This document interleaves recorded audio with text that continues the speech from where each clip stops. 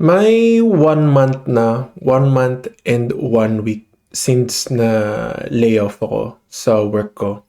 And yung job hunting ngayon, alam niyo yun, yung pakiramdam nyo na para ka talagang stuck sa cycle na tinatry mong i-prove yung worth mo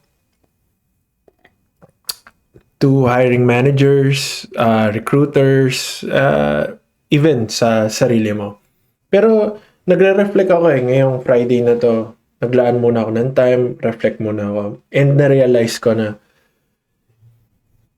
imbes na maging obsess ako sa kaka-prove ko sa sarili ko, kailangan ko rin mag-focus sa pag-improve ng sarili ko.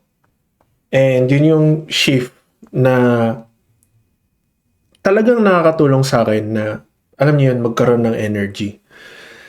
Sa totoo lang, kapag naghahanap ka talaga ng work, kailangan mo i-prove yung sarili mo. Walang ibang way. Wala ko ibang maisip na ibang way na ano pa bang kailangan mo gawin. Kasi from resume, interviews, cover letters, lagi yun lagi mong ipapakita na bakit mo deserve, bakit mo kailangan deserve na magkaroon ng upuan sa, alam mo yun, sa group, sa team. So kung magfo-focus ka sa sarili mo, parang lagi ka na lang din naghahanap nung validation. Yun lang yung parang part na, sinabi ko to, kailangan ma-validate na tama yung sinabi ko, ako talaga yung para sa role na yun. And napansin ko na nag-overthink ka na ng mga maliliit na bagay pagkatapos kunwari ng interview. Nasabi ko ba yung tamang words na gusto nilang marinig? Good enough na ba ako? Tama ba akong fit para dun sa role na yun? And aminado ko yung meron ako mga previous videos na exhaust ako and feeling ko ito yung isa sa mga nangyayari sa akin. So, instead, yung shift ng mindset ulit na kailangan natin, parang kailangan yung improvement natin, yung 1% natin every day to improve, yun na yung magiging proof na kailangan yung improvement na yun yung tutulong sa'yo na mag-prove sa kanila na, ito, na-handle ko to ng tama. O kaya sa sarili mo, na-handle ko to ng tama, yung next interview ko, na-handle ko ng tama. Yun, araw-araw, parang yun na lang yung dapat na mindset natin. Yun yung tinatry ko ngayon. For this week, actually, yun yung tinry ko. Paano ko ayusin yung araw ko na mag-i-improve ako 1% better today?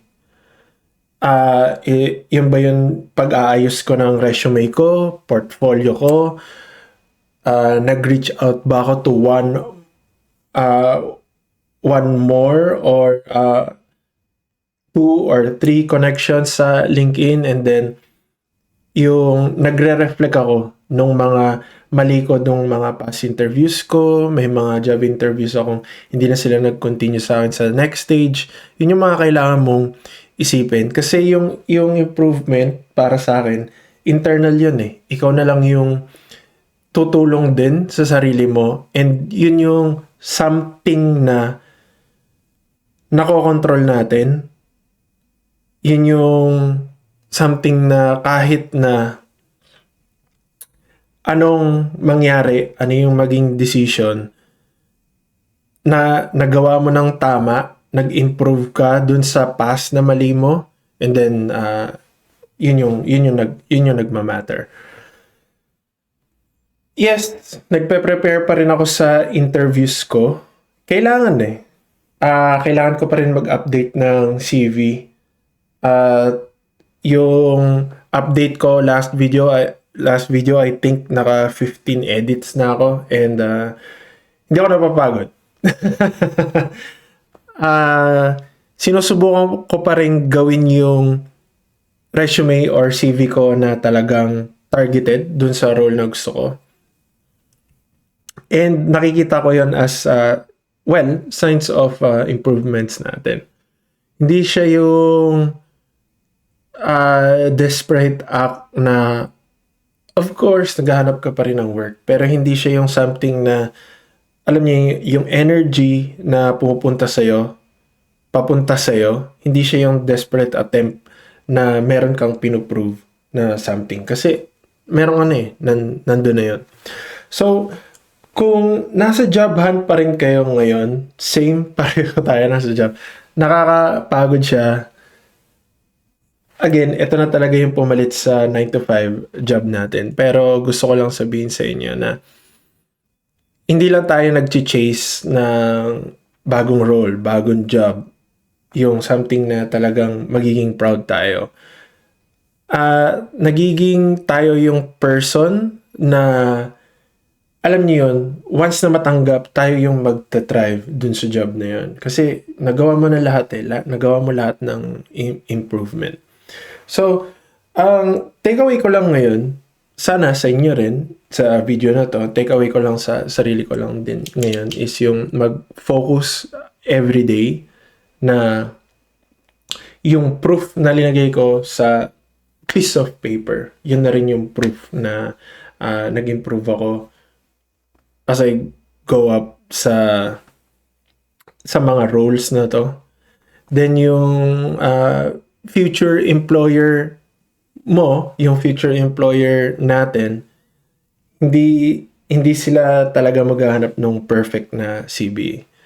Ang hanapin nila is for someone who is growing, adapting, and becoming better. Yun yung kailangan natin gawin. I-try lang natin.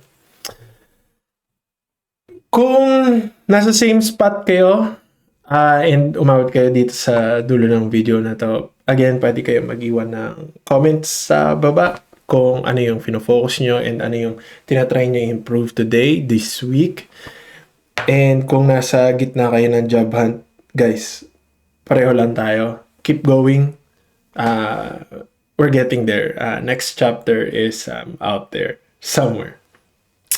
So, doon naman na ngayon, share nyo to sa mama nyo, share nyo to sa colleagues nyo, share nyo to sa mga kapatid nyo, and I'll see you in the next video. Thank you, friends.